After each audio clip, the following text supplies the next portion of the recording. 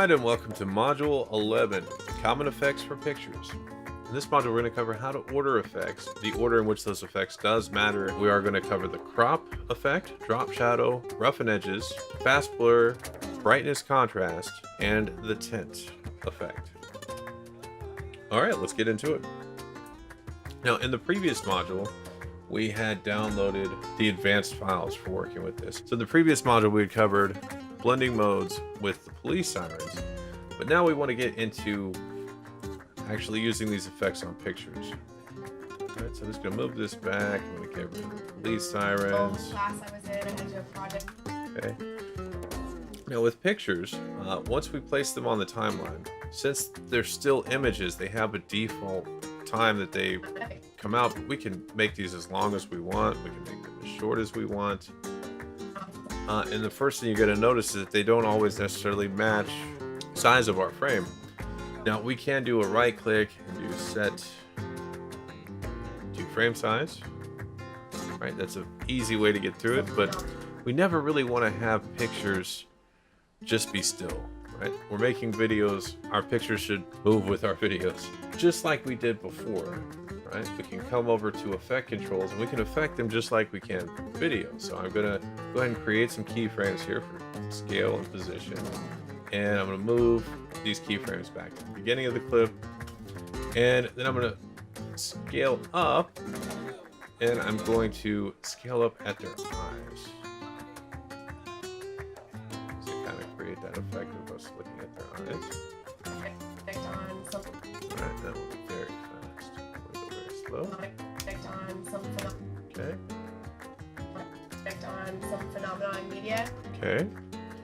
Now we can have this ease in, right? And just as a typical rule of thumb, if you're going to cut off of the image, meaning we're not going to dissolve into something else, I tend to like to have it come to a stop before you cut from the image. On some phenomenon media, so picked YouTube cat videos. Okay. So Phenomenon media. So now let's say we wanted to pick another one. Throw another one in there, but let's say we didn't actually want to cut to the next one. We can dissolve in between them. I'm sorry. I'm gonna take these, I'm gonna reset them back to linear. And then I'm gonna put a cross dissolve in between the two of these guys.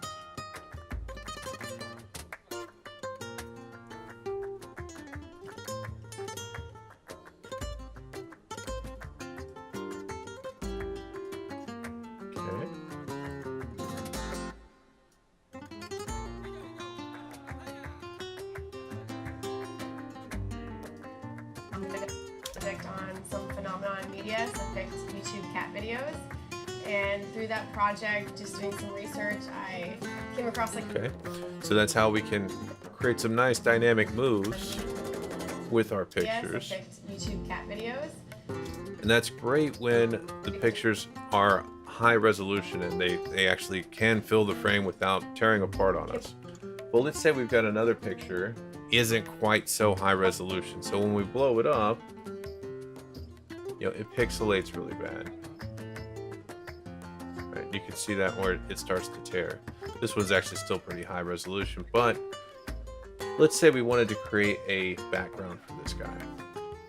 So one of the things we can do here is we can duplicate this layer. What I'm gonna do is I'm gonna select that layer, and I'm gonna click hold option, and I'm gonna drag it up. That's gonna duplicate the layer. Then on the bottom layer, I'm going to scale the image up really, really big till it fills the frame. And I'm gonna make it to where it's like abstract, right? I'm gonna position it to a point at which it's not identifiable anymore. I'm going to put a blur on that. And to start out, we can just do a fast blur. Do a blur. Right? Now we're creating a background out of that second image. So that's a fast blur. It's really good for just very quickly making a blurry image. And we also have channel blur. There's several more, but these are the ones we're going to talk about. Just go into the effects window and I can just type what I'm looking for and type in blur. And I can go find channel blur. So channel blur is a little different. Channel blur lets us blur just the red, just the green, or the blue, or the alpha. So let's say we wanted to make a kind of cool looking effect there. We can have it separated out, and we can actually create something that really doesn't look like the original image. But another thing we can do to create that background, make it stand out even more, is we can do what's called tint. And so we can take tint, throw it over the background. That's going to default at making it black and white. And we can take our map white,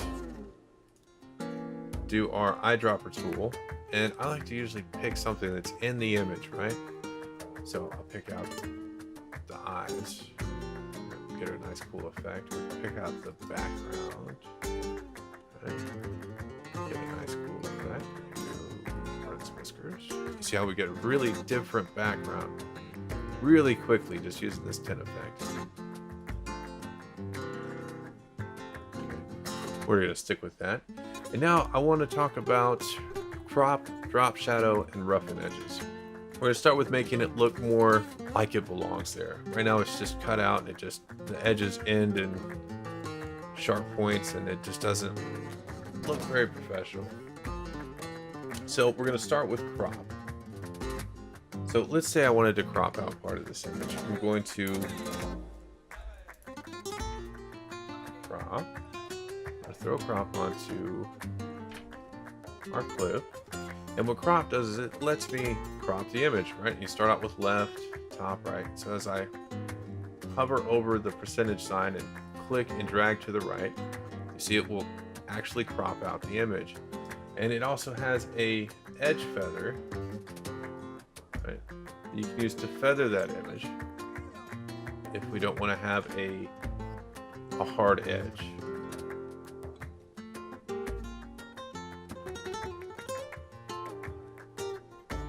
That could be fun. So next I want to talk about drop shadow. Drop. And for me, I usually do 2 of these. 1 and 2. The reason is the drop shadow goes to one side. I take the second one and I will change the direction to have it be on the other side of the image. Right. And then we're going to take the softness. We're going to turn the softness up. We're going to turn the softness up on the first one.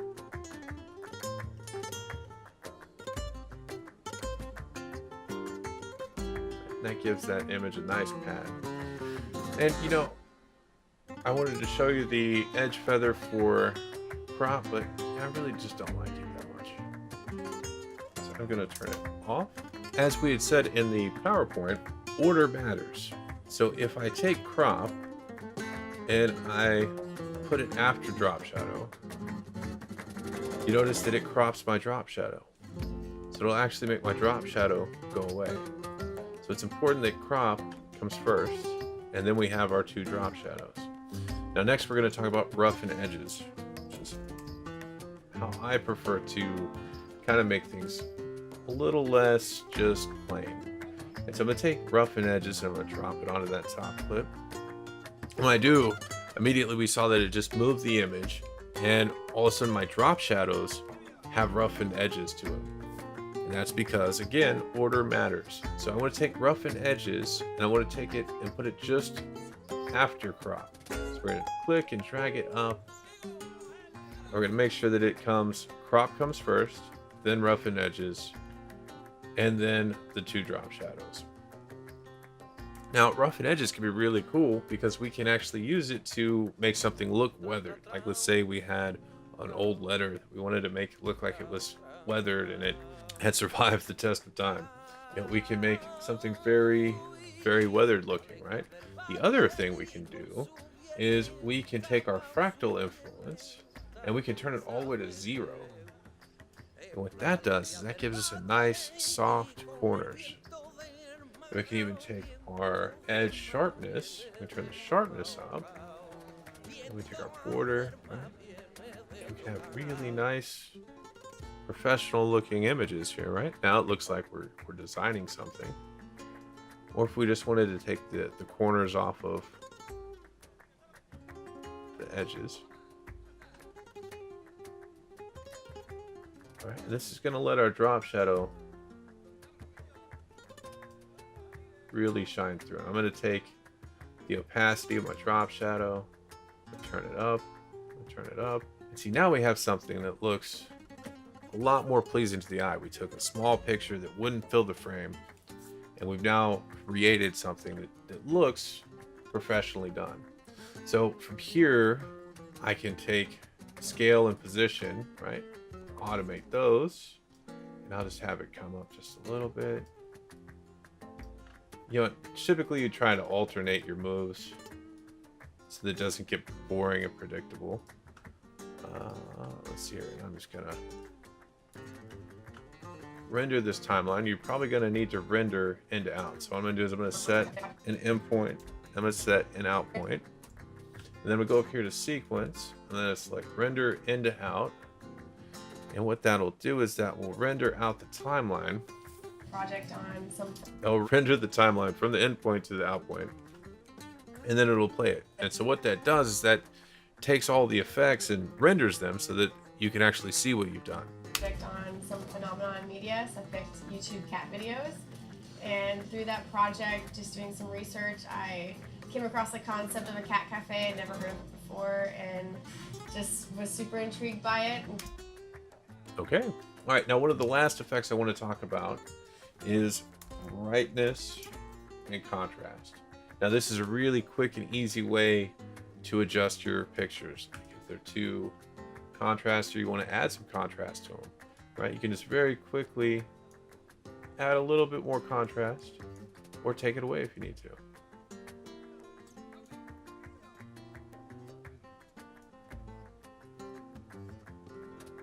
Very quick and easy way to add a little bit more contrast. Or if you get an image that is, you know, comes out of